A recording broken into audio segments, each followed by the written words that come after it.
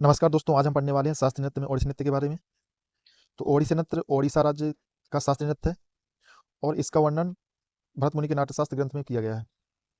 इस नृत्य की झलक ओडिशा के मंदिरों की मूर्तिकला, खासकर कोणार्क सूर्य मंदिर में देखने को मिलता है और यह नृत्य शैली भगवान जगन्नाथ की पूजा यात्रा से संबंधित है। इस नृत्य को महारी नृत्य भी बोलते हैं क्योंकि मंदिरों में देवदासियों, जिनको महारी बोलते हैं, उनके द्वारा भगवान जगन्नाथ की भक्ति में प्रस्तुत किया जाता था, इसलिए इसको महारी नृत्य भी बोलते हैं। भरत मुनि के नाट्यशास्त्र में इस नृत्य को ओडमगदी नाम से भी वर्णन किया गया है। इसके कुछ चरण होते हैं। मंगलाचरण वह है जिसमें नृत्य की शुरुआत होती है, जिसमें भगवान की स्तुति की जाती है। मंगलाचरण में पृथ्वी माता को पुष्प अर्पित किए जाते हैं। मोक्ष नृत्य का अंतिम चरण, जिसमें आत्मा की मुक्ति को दर्शाया जाता है और इसका क्षारिचरण नृत्य के साथ में नृत्य का अंत होता है। यह नृत्य भगवान कृष्ण से संबंधित है और जब इस नृत्य में नृत्यांगनाएं शरीर में जटिल ज्यामितीय पैटर्न बनाती हैं तो उस स्थिति को सचल मूर्ति कहा जाता है। इस नृत्य में प्रयुक्त प्रमुख हस्त मुद्राएं भी हैं, जिसमें पटाखा हो गया, त्रिपटक हो गई, कर्तरी मुख हो गया, शिखर, चंद्रकला इत्यादि।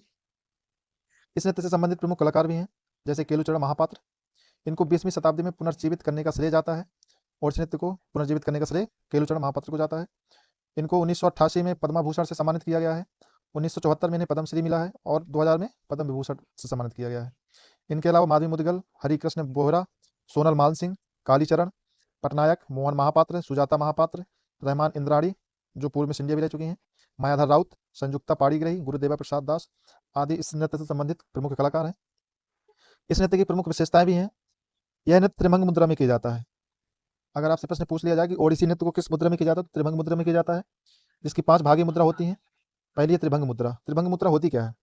इस मुद्रा में शरीर को 3 भागों में, सिर, छाती और कमर में बांटकर लयबद्ध मुद्रा बनाई जाती है। चौक मुद्रा, यह एक समकोणीय मुद्रा होती है जो स्थिरता और शक्ति की प्रतीक मानी जाती है। चौक मुद्रा भगवान जगन्नाथ की मूर्ति को स्थिति को दर्शाती है। यह मुद्रा भगवान जगन्नाथ को समर्पित है। अगर आपसे प्रश्न पूछ लिया जाए कि कौन सी मुद्रा भगवान जगन्नाथ को समर्पित है, तो उसका सही आंसर होगा चौक मुद्रा। फिर है भाव और अभिनय।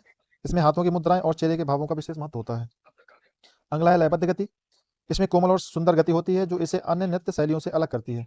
भक्ति भावना, यह नृत्य विशेष रूप से भगवान जगन्नाथ, कृष्ण और शिव स्थिति से में किया जाता है। इस नृत्य को ओरिलो भी बोला जाता है।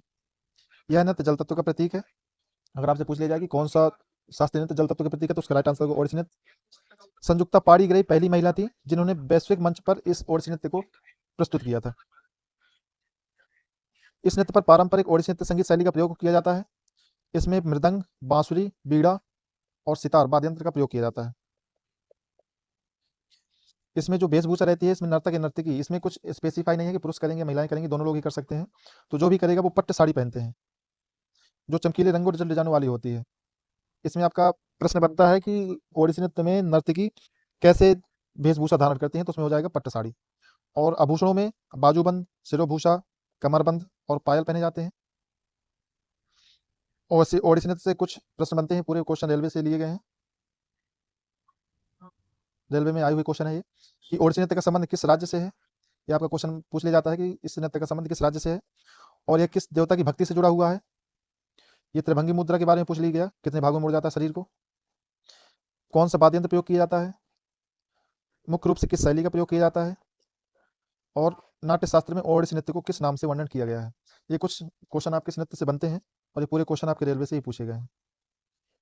इस तरह के और वीडियो पाने के लिए इस चैनल को सब्सक्राइब करें और ज़्यादा से ज़्यादा जितना हो सके इसको शेयर करें।